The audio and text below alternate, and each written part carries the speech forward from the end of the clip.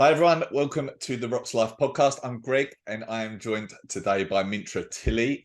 Mintra is I might as well just ask you, you're the global race director, right?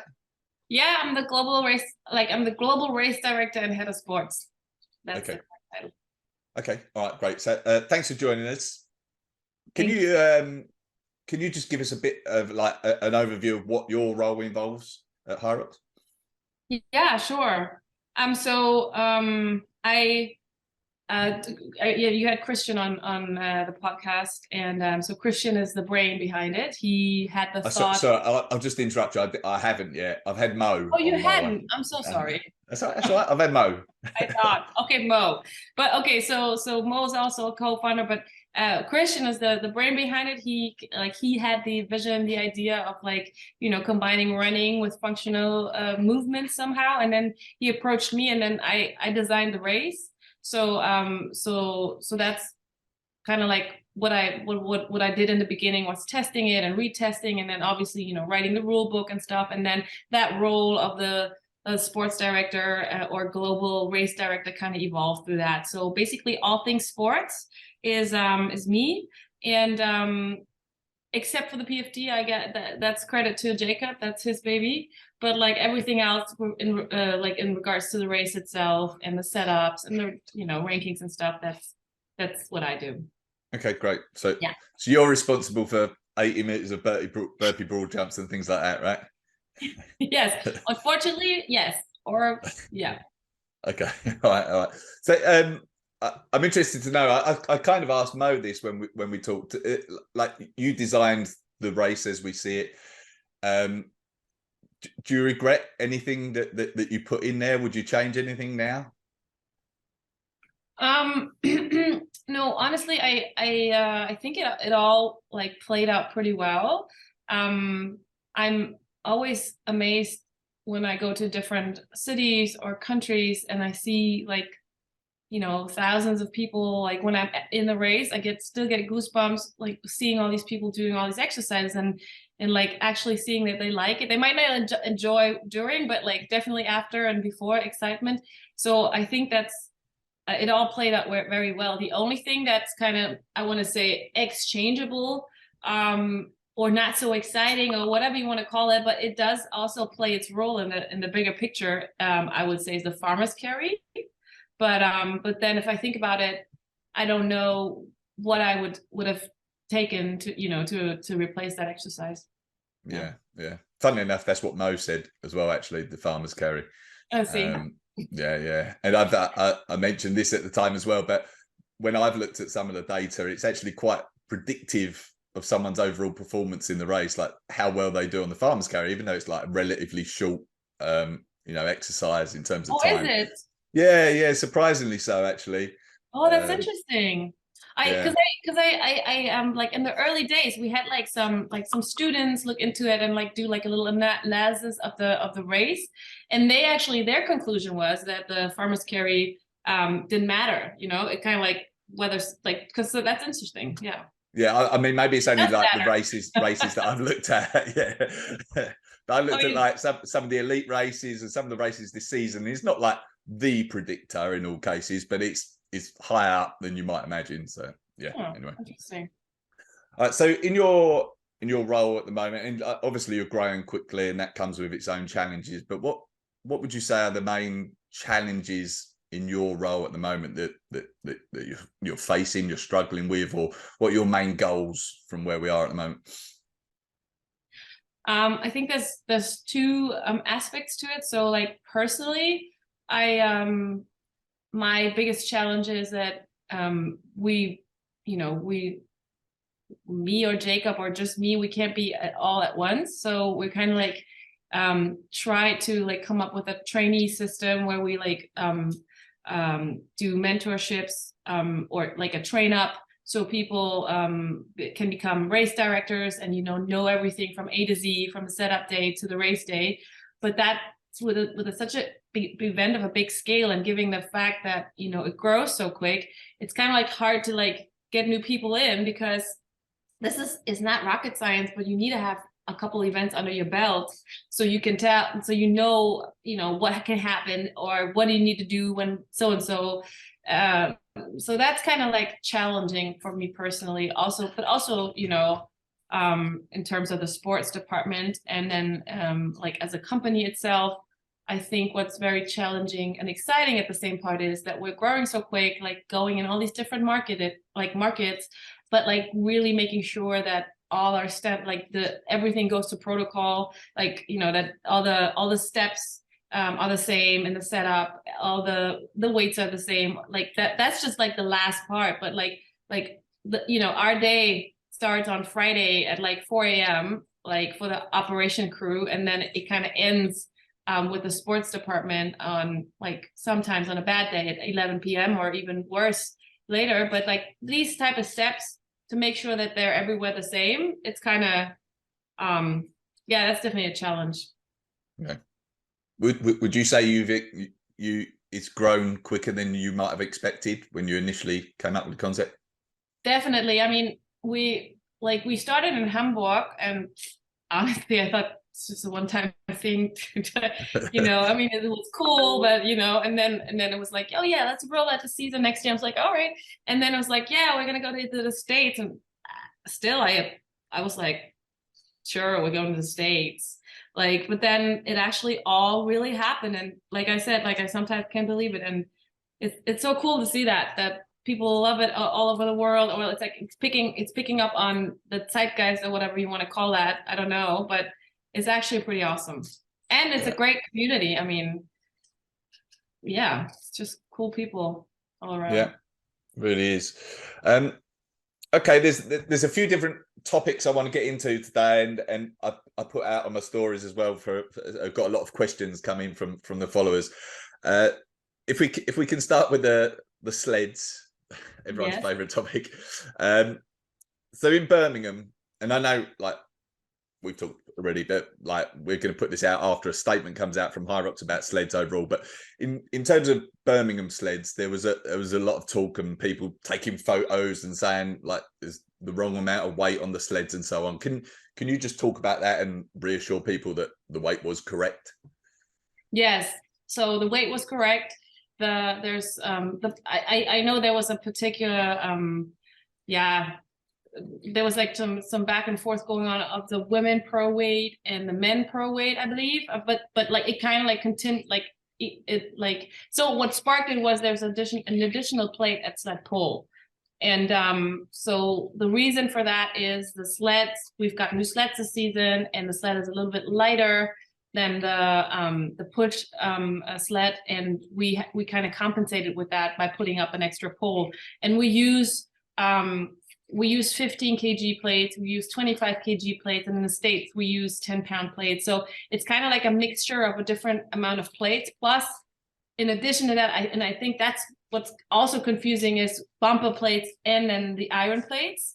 And just Birmingham was just massive, and we just don't have enough of these silver iron plates because they're like kind of like easy to handle. They have like a little hole where you can like switch the weight. You can't do that with the bumper plates. They're so sticky. So, but we had to do that. We had to bring them out in Birmingham. So we kind of like had, I want to say 40 sleds equipped with the silver ones, and then like 10 sleds were just all black. So I think that was looking, you know, making it look different in addition to having one more plate. But I can assure everyone who's watching or listening that the overall sled weight stayed the same. And this already has been like this since day one. So since our kickoff in Basel, and also our kickoff in what was it, New York? I think that was the first one, right? Yeah. So yeah, so and then this has been consistent throughout the entire season. It's just like due to the fact that we switched sled. Okay, and just for clarity, because there were people taking photos comparing sled push to sled pull, that those bumper plates used on the pull were 15 kilograms, I think, and then the push was 25. So you can't compare number of plates. Yeah, you can't compare. I want to say it's 2 15s on the pull, and then the rest is 25s. But I'm not sure right now. But yeah, but you can't compare them. They're different. Yeah. Okay. All right. That's cool. So obviously I've looked at a lot of sled data and shown maybe there's differences from event to event in terms of how they perform. Like, I appreciate we've now got consistency across the globe. Like you've got new sleds this year, so there should be less differences, I think, between like America and Europe, for example. How do you think about that, like internally in HYROX, in terms of like the differences from event to event? Are you reasonably happy with where we're at and so on, in terms of giving a consistent race across the globe? Yes, we pretty much are. I mean, using the same sleds everywhere was like a big step in that direction, definitely. And I feel like if you want to look at other sports such as marathons, I mean, if you run, it's always 42K, but then if you run it in Hamburg versus Tokyo, there's completely like, humidity, then what do you call it, inclines or declines, turns, like it's just completely, you cannot really compare, but then you can, because the overall length is the same. So, and that's how I kind of, or how we kind of look at HYROX. So we always have 8 movements. We always have 1K of 8 times 1K running prior to these movements, and we we are making it so that the overall run length is always the same everywhere, whether it's a small venue or big venue. And the same goes for the sleds. We put the same amount of weight on every single sled. However, of course, if you have like a venue that's more humid, then it might be like a different feel to the carpet versus like a super dry one. And that's just the nature of the thing. I think there's no, like, you can't create like an isolated space, where with us everything is exactly always 100% the same, but we're pretty damn close, I would say. Yeah, sure. Okay. Just while we're on sort of Birmingham sleds, I've got to ask, there were a few people, obviously there were a few people just like looking, like I said, taking photos and thinking that the sled pull was too heavy, but there were some people, like experienced HYROX athletes, I would say, who are convinced that their specific sled was like poorly performing on the day, like 8-minute sled times and things like that. Would you agree that that is potentially a problem? What we do is we measure, we have like a measure scale where you like it's like a Newton scale, I want to say, where you can measure the power. So it kind of converts to kgs, and then we'll have like a range of we have a protocol how we do that, and we have like a range of in what frame it can land, and there's an upper frame and a lower frame, and whenever there's a lower one, we'll take it out or we replace it, or same goes with the upper one. So in that terms, I don't think that there's a sled in there that's super duper heavy. But also you got to take into consideration, of course, experienced athletes also have a day where it's not, not everything is as planned. I want to see that particular case with the 8-minute sled time. I mean, if it's like down from if it went up from 2 minutes, then I would say yes, there's something wrong there. But if it's like within a frame of two minutes or something, then that's I would like credit that to the day, the freshness of the day of the athlete, rather than the sled. So you don't think, or maybe like something going on with the carpet or anything like that, you don't feel like there's any potential issue? No, that when that happens, and that does happen, like the carpet, like and I remember I don't know if it was in Birmingham, I think it was in Amsterdam, there was like a sled that had some sort of rubber underneath, and like due to the friction, like that got melted, and it made it really heavy. But like we noticed immediately, there was one I think doubles team that pulled it, and then we saw it, and then we exchanged, and then we gave them like a time, like we deducted the time. But that type of thing, like if something is physically wrong, like if it's a technical thing, we notice right away, because the judges will tell us, and we'll also see, and the athletes tell us. So yeah. So okay. That's when that's the case, we'll fix it on the day, like there and then. Okay. All right. If we moving away from sleds, but like sort of sticking with You mentioned keeping the run distance consistent across the board.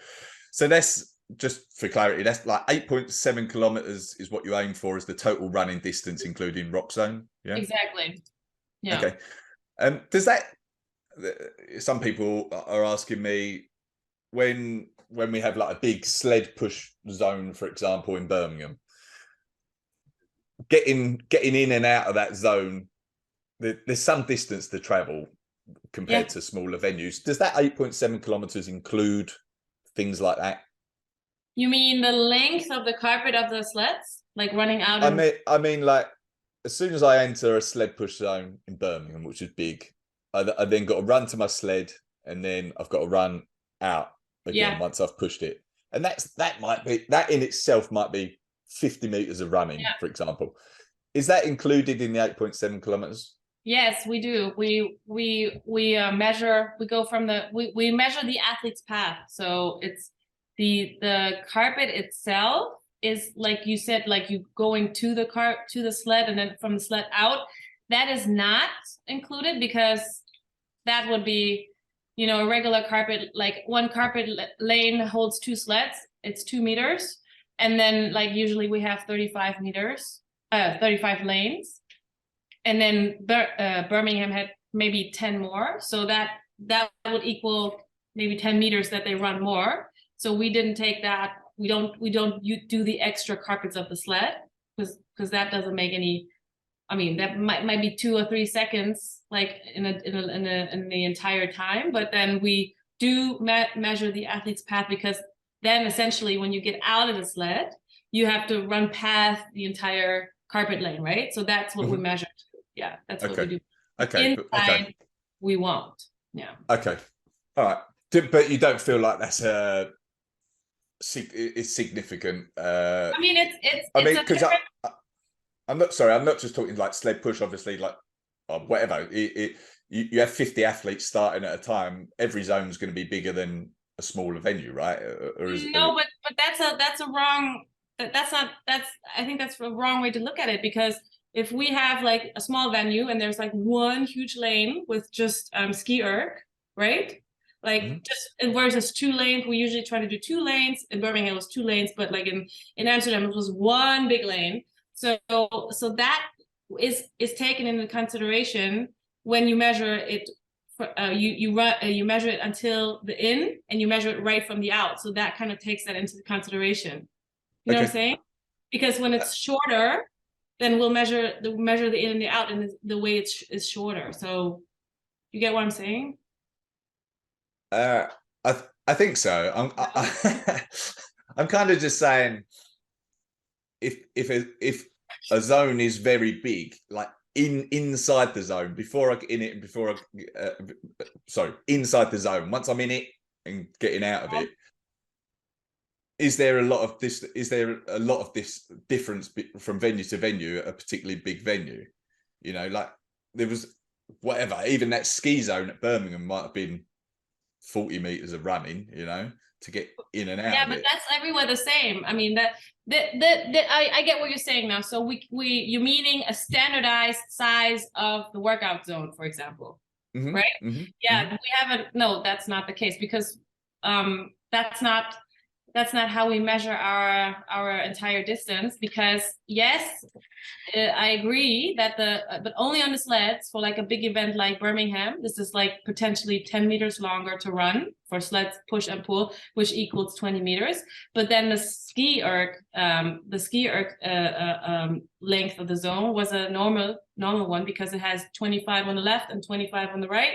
So that's even, I want to say, like rather short one compared to other things. So it's kind of like evens out, you know, because it's like playing Tetris. Like when you have a venue where you have to fill like these big carpets with the sleds, then the other stuff becomes smaller, versus if you have more space and you stretch out the other stuff. Like, you know, for example, I mean, yeah, it's really just attains to sled push, pull, rowing, and ski erg, because everything else is for distance. So, and those 4, I want to say, even each other out. Like mostly when there's a super long sled pull and push lane, then there's like a 2-row workout zone for skiers and rower, and if it's a smaller one, you'll have a longer one. So I think that pretty much evens out. And with the measuring, because when we measure how long you run to the in and how long you run from the out. And I think that also helps with like kind of like holding the balance, because that's, you know, measured everywhere the same. Yeah. Okay. All right. Makes sense. This might be a bit of a vague question, really, but every floor plan is different. And I assume that just depends on the venue and number of competitors and so on. Can you talk about what goes into that floor plan design, like how you go about it, like the decisions that you're making when you're setting up a floor plan? That's something that our operation crew does. Okay. But I'm involved in the process as far as the flow.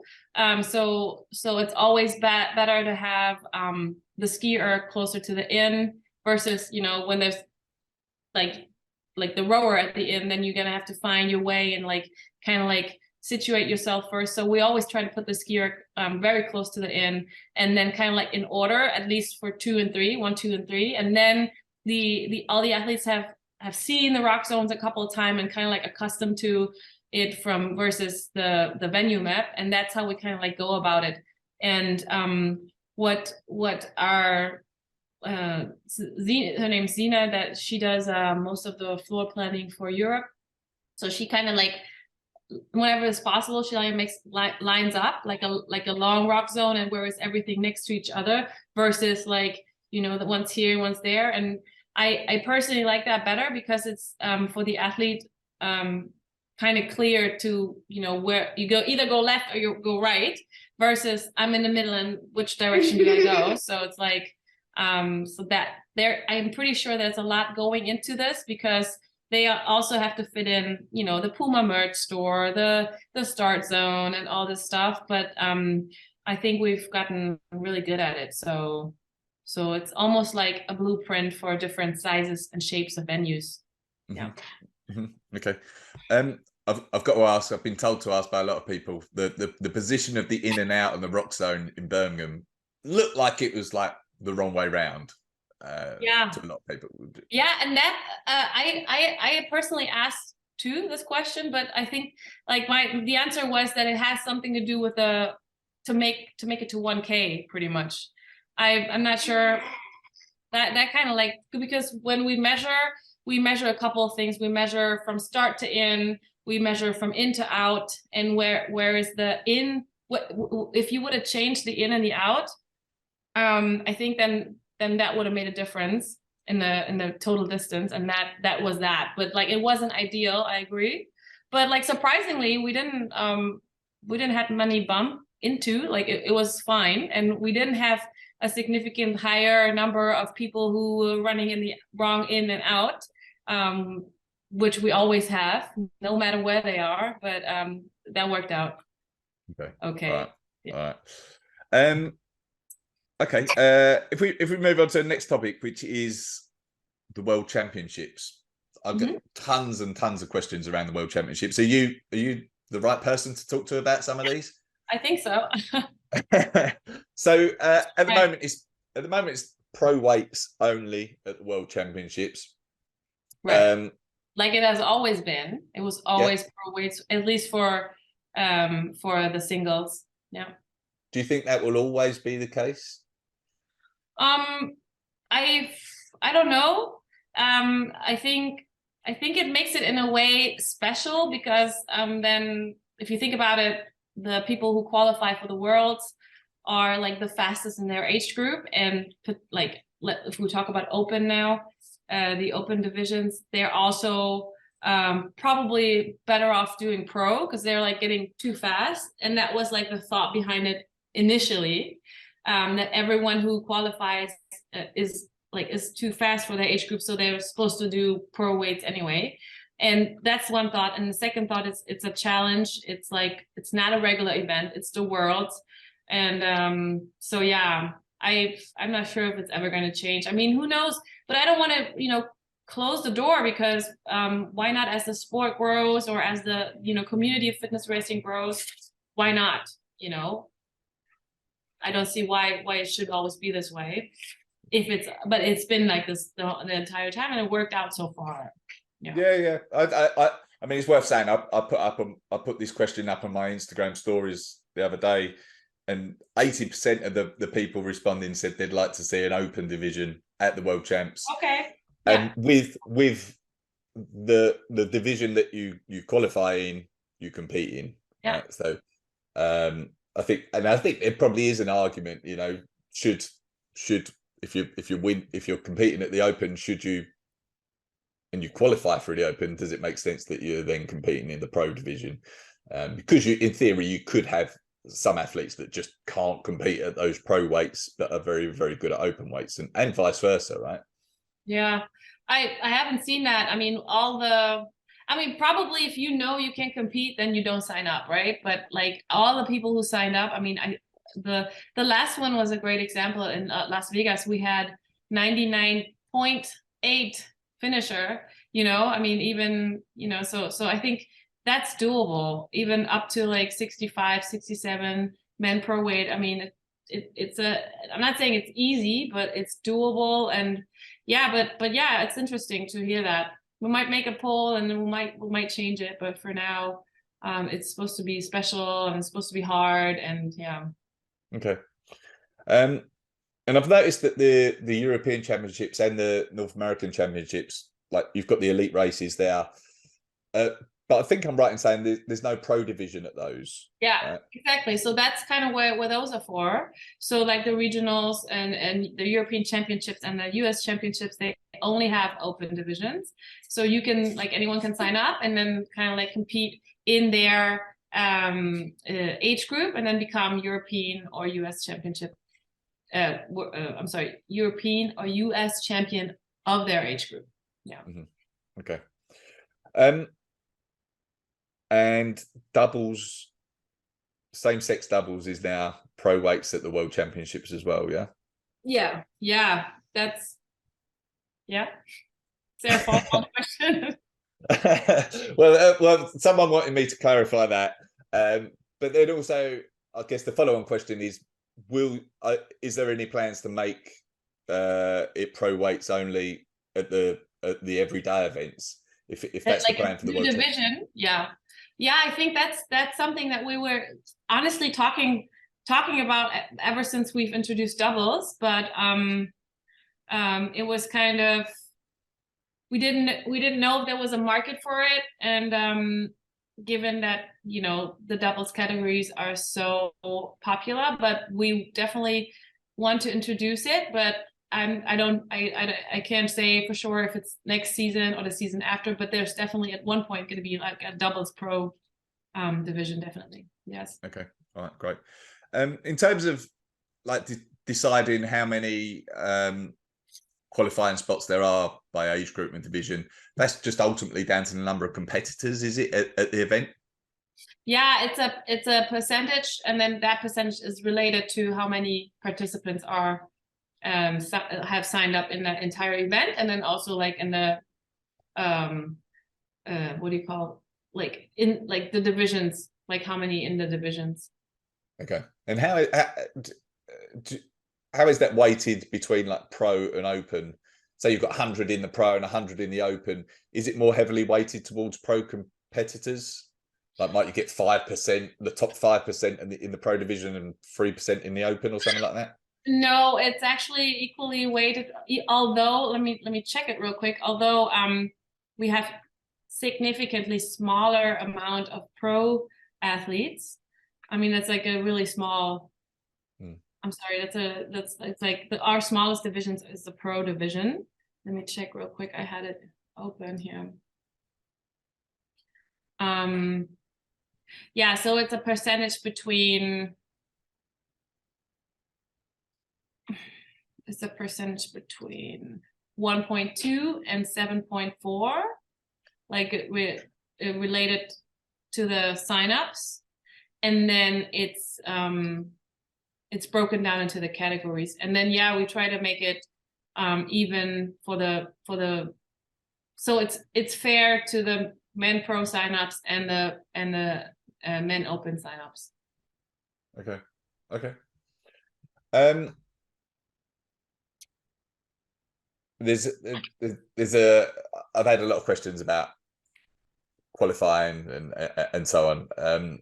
But what a few people pointed out, do you think there should be also a certain time that people should get to qualify? Like if you, in theory, you could go to an event and it might be slower overall just because the number of competitors there, and someone might qualify, whereas Birmingham, for example, when there's loads of competitors and it might be a higher standard, you might get faster athletes that don't qualify compared to other venues.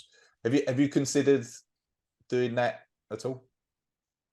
Yeah, and that's interesting that you bring this up, because I heard this. I had this question too, and I actually thought it does make sense, because yeah, because it makes sense to put a time on it.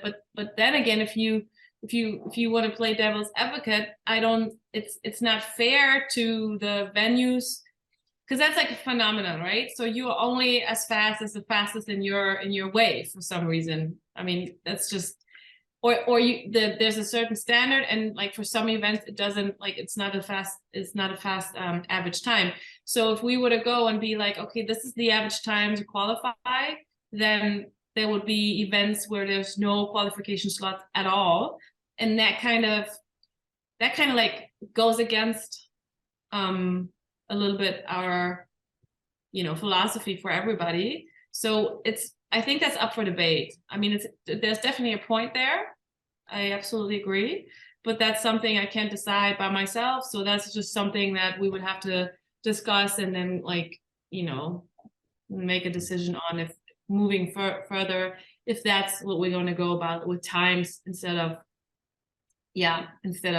But then how you gonna, like, there's always going to be a loser here, or someone who doesn't like it. You can't make everyone happy, right? So no, you definitely can't. You definitely can't, and it would be hard to determine what the minimum time should be, especially ahead of time. But I think But you know what? Also, sorry, go ahead. I was just saying, it makes sense to me, like from a fairness perspective, because in theory you might end up get people trying to game it. You might look around and say, "Oh, whatever, Basel was slow last year. I'm going to go to Basel now because hopefully everyone's slow again, and try and qualify, even though you may not deserve to necessarily."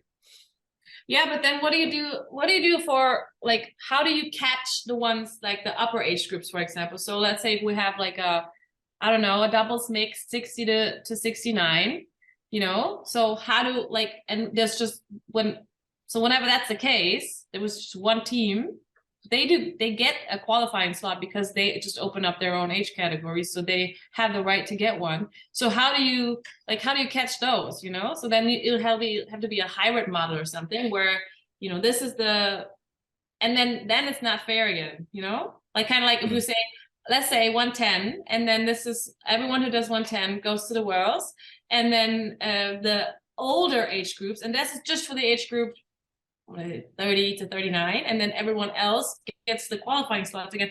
Like, it's kind of complicated. I mean, it's not complicated, but like I don't have a good solution for that. And I think the one that we have now is fair.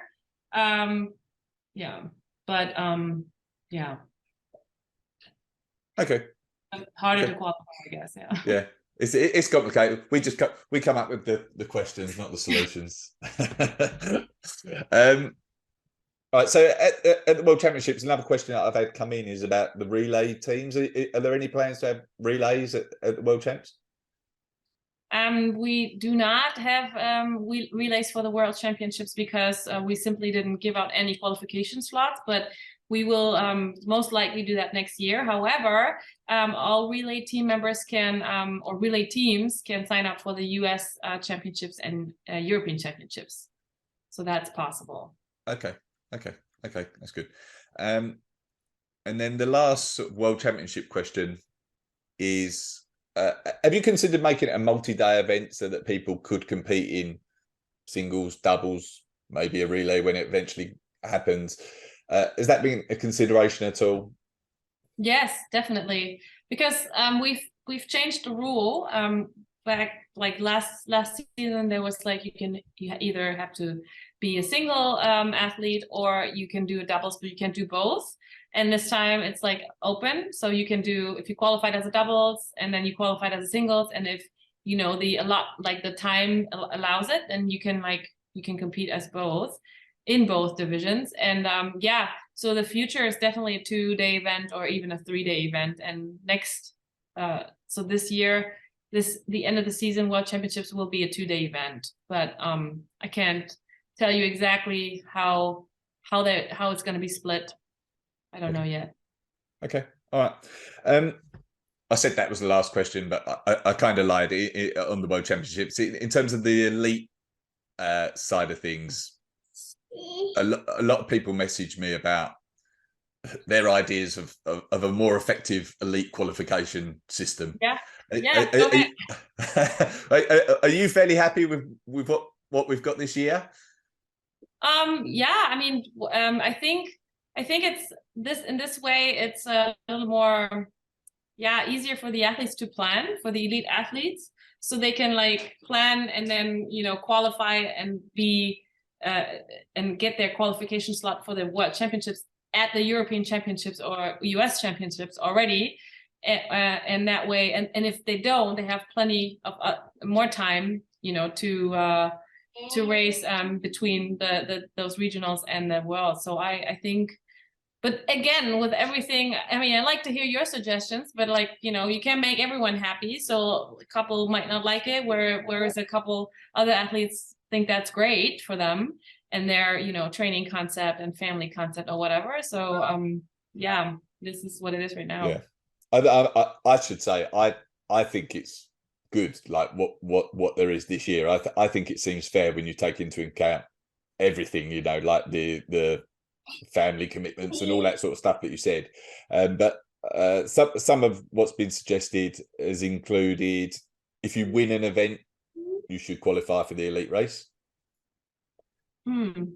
Okay, like if you win the overall event in the pro division, you mean? I mean, I guess ideally that makes you part of the elite 15 anyways, and then you're in. But yeah. Not necessarily though, right? There's been whatever, say Megida this year, he 60 minutes something in New York, that might not get him elite 15 this year.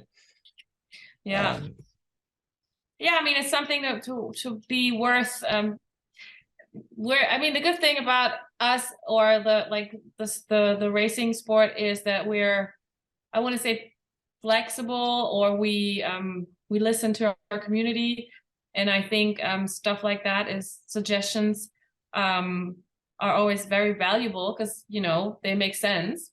If you win an event, to me that would at least make sense. If you win an event, then you're the best at the event and you should secure your slot. However, if circling back to like a slow event like New York, if you win a slow event, then I mean, you're not going to be anywhere close to these guys or girls. So we'll think about it. Noted. Right. Another one was take the average of 3 times across the season, and then like your average should be taken into account from the top 15. What that I don't understand. What advantage do you get if you have the average of 3? I think what the person might have been saying is that if there is fast and slow courses, because of the layout and sleds and whatever else, then you might get more. You might just have a one-off good race that doesn't necessarily, maybe you shouldn't qualify just based on that. Yeah, I mean, there was a lot of qualifiers in Maastricht last year, for example, weren't there? And that might just be like a factor of just the competitors that were there on the day. But I think like 10 out of the 30 qualified in Maastricht last year. You mean Maastricht or Madrid? I think Maastricht. I might be wrong. Yeah. Another way. I mean, I think another way to put that suggestion would be to like select certain events that are going to be qualifying events, but then yeah. Well, I think the way we have it right now is a good is more fair to everyone, so everyone can like to their not you gotta also take into consideration. I mean, not everyone has the ability to travel to all these events and do multiple races, and then they kind of miss out on that opportunity. On the other side, there are people who have the opportunity, like they have the means, and they can travel to all the so-called faster courses or whatever, and then they race there and then they get their slots. But I mean, I think the way we've put it now, again, we have to find like not a one size fits all, but we do want to make a fair decision, so it's fair to all the athletes. And I think this would be like a more this what we have right now is a pretty fair solution. Plus, taking the average of 3 times is just a maintenance nightmare, I think. So, but yeah, definitely something we can also think about. And but I like I'll mention it because it's coming, but a kind of similar suggestion would be to have a point scoring system as well, where you race in a number of races, and maybe you get 10 points if you win that race, and 8 points if you're second, and so on. And then it's your points across the season that qualifies you. So that was the other suggestion that came in. Yeah, that's like the point system. I think is more like like in the decathlon, you have your point systems and they're super complicated. But yeah, I mean, we're still young. Our sport is still young, and we can. That's the beauty of it, and we have like such an engaging community. And I think all these things that pop up that are like thought-provoking, or at least helps us to stay on our toes, are awesome. And I think that's what helps it evolve constantly, season by season, and it definitely will. Yeah. Okay. Just while we're on the elites, is there a reason like is 15 in the race, and have you considered making it more? And just to sort of follow on from that, like we saw like Birmingham, there were 50 in a wave, so it can be done. Have you considered making it more? We've had it. I think last season it was 15, but it was it wasn't a fixed number. It was 15 to 20, and then before we had 20, I think in Leipzig at the Worlds. But yeah, we just found out that 15 is like from an operational point of view, like when you have the big grandstand and then you have the big the sled area, and they'll move from one carpet to the other, and that is just with 15 is just a perfect number technically. And I don't think the Worlds are going to be more. There's not going to be more than, I want to say, 35 sleds there, so 15 is the perfect number. If we were to make it bigger, I think there's not a problem to make it bigger, so that's not a limiting factor. But just 15 is just it's just the number that we decided on for now. Okay. And then just quite a specific question about the Euros and the North American Championships with the elite races. So if you podium, you qualify for that elite 15. What happens if there is some like duplication of the podium spots? So say Toby, for example, podiums in the Euros and North American Championships. Does that then roll down to the 4th place, or does it mean that there's just an extra spot for the fastest qualifier across the season? Yeah, that's the second thing you said. So it's not going to roll over to the 4th. It's going to be an extra space. So instead of then 6, it'll be 5. And then the rest, there's be 10 more that can qualify, whereas it's 9. Okay, all right, makes sense. Next topic, if we've got time. We've got time. Yeah. Is from like the judging perspective and the rule book and so on. So I get lots of questions and comments on this topic. It's hard to know where to start or what my question really is, but do you feel there was you get a lot of people in the Facebook groups and so on complaining about movement standards and not everyone adhering to them and so on. Do you feel like that's an issue? Are you struggling with judges? Can you just talk about this area some more? Yeah. That's a topic that we've always struggled with, because we so much rely on volunteers, of people just to actually show up. So I think our teams, like our country teams, do a great job. They like kind of like recruit all these volunteers, and then at the day off, people just like, oh, let me roll over and stay in bed, or just don't show up at all. So, and then we kind of have to like manage what we got. And so yeah, this has been very challenging. And there's not, I mean, there's not enough money in the world that we can throw at the volunteers, so for them to actually show up, because it's, at the end of the day, it's just, you either like to volunteer or you don't, and if you get a little bit of a pocket money for it, even better, but you're not going to show up just for the money. So it's kind of a hard topic, but I feel like over the courses of the seasons, we have volunteers come back, and they know the standards better, and what we try to do is we always try to put the more or volunteers who are into fitness, or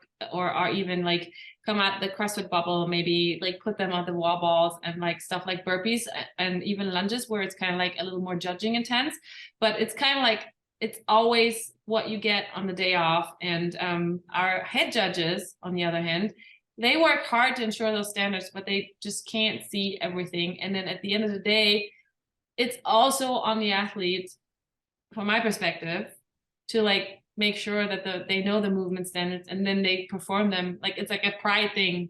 Like I want to say, to if you go and decide to do this, if you want to suffer for an hour and a half, then make sure to do it right. So everything else is just a dick move.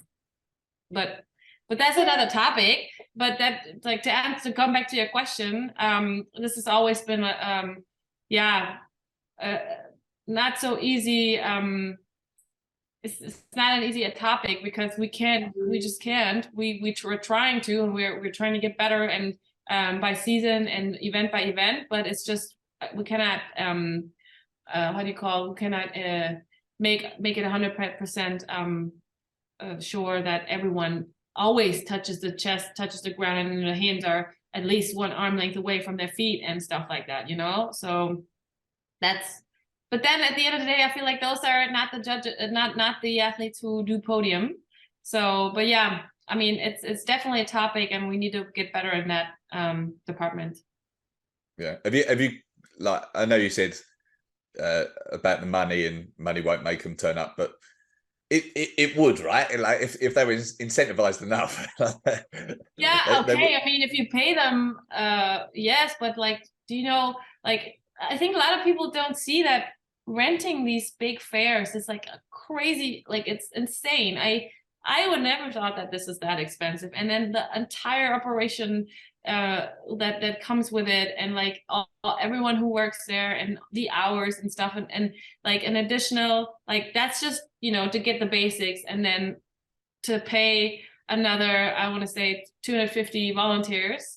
That's just not possible.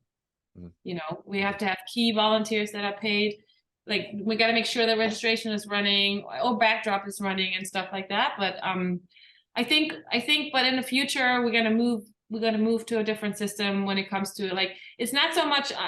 It's more, I think the three key workout stations are wall balls, burpees, burpee broad jumps, and sandbag lunges, and we need to, like, because we automate the judging, at least for the lanes at the pull, with the timing system. And yeah, the key has to somewhat be electronic in the future. I'm not sure how, but whether it's a electronic target for the wall balls, and then something where the judges only have to check the bottom, the squat. But yeah, we can, yeah, that's in the future. Okay. But you have head judges employed by HYROX, right? That at each event, yeah. Yeah, so we have, like, the system is, you have a head, like at least one head judge per station, and then for the more judging intense, you have 2 to 3, or sometimes even 4, plus rotational judges, and they are like supervising the volunteers and make sure that they actually judge correct. So that's our system. Okay. Okay. All right. Just a couple of other questions that came in. No real specific topics on this, but the pros always late in the evening, and I think that's really a UK specific comment. Yeah, super Is late. there any plans to mix that up, or like I know there's a 2-day event in London which should help to a certain extent with that, but is it like logistical partly that you're not putting them earlier in the day sometimes and so on? Yeah, it's we've always had it that way, that they're at the end, and just happened that, you know, especially in UK, so many people are signing up and want to do the event, so that they move further and further down the timeline. So yeah, so at this point, if it's not the pros, then it's somewhere else, and then someone else is not going to be happy. So it's kind of where I think the London event is an upside, where we have 2 days, and you know, the days will end earlier, and that way the pros can start earlier. Yeah. Do you think we'll have more 2-day events in the future? I guess you've got to see how it goes first, right? But yeah, we're gonna have to try out we're gonna have to try it out and see how it works, and I actually think that's pretty cool. But it also means, again, we need to have more people joining so we could fill these 2 days, because otherwise it doesn't make sense from a, you know, from a what do you call it, from a money perspective. It doesn't make sense to rent out 2 full days plus a setup day plus the breakdown. So it has to be somewhat of a full event. But I think UK and I mean, UK is just awesome, and since day one, you know, they have welcomed HYROX with open arms, and so I think if there's any chance for 2-day on a regular base, then that will be UK, definitely. Mm-hmm, mm-hmm. Dubai, I've been asked about the Dubai race, which I must admit I thought was at the end of the season now, but I looked and there's no sign of it. Is it happening or?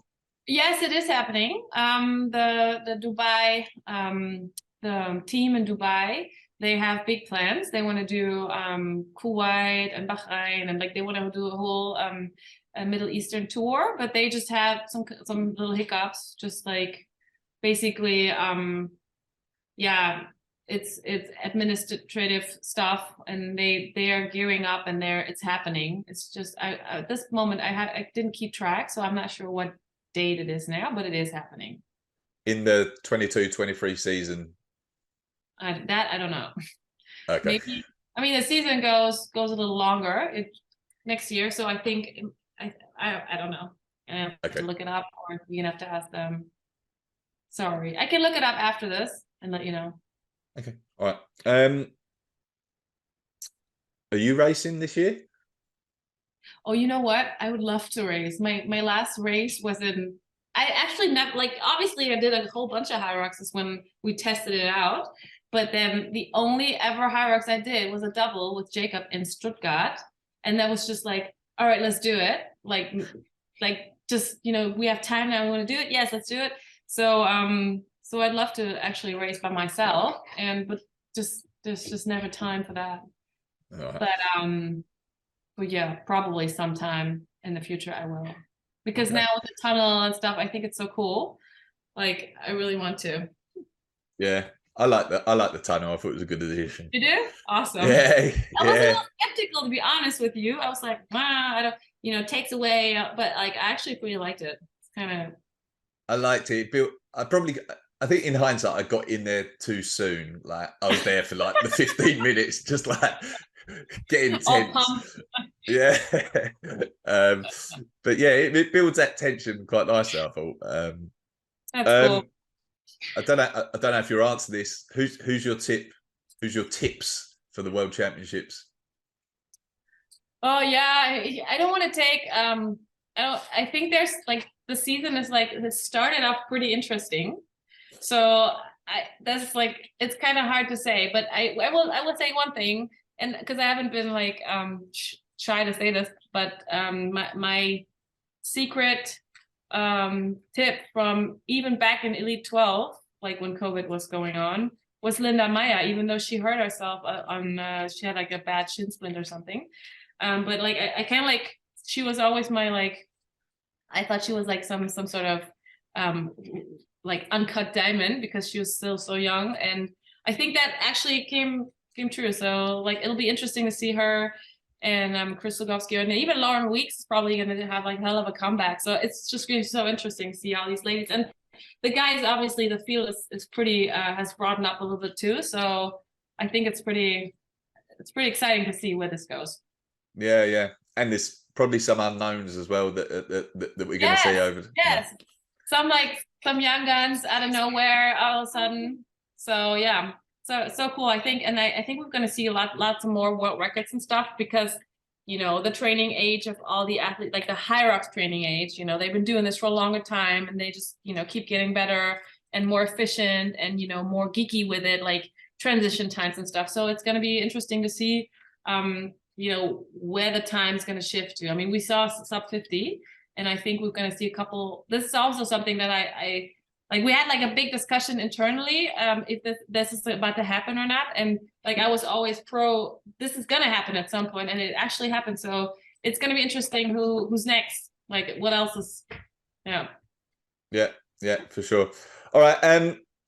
A number of questions from me. Is there anything that you wish I'd asked or you want to say before we finish up? No, not really. I think we covered like quite a bit, huh?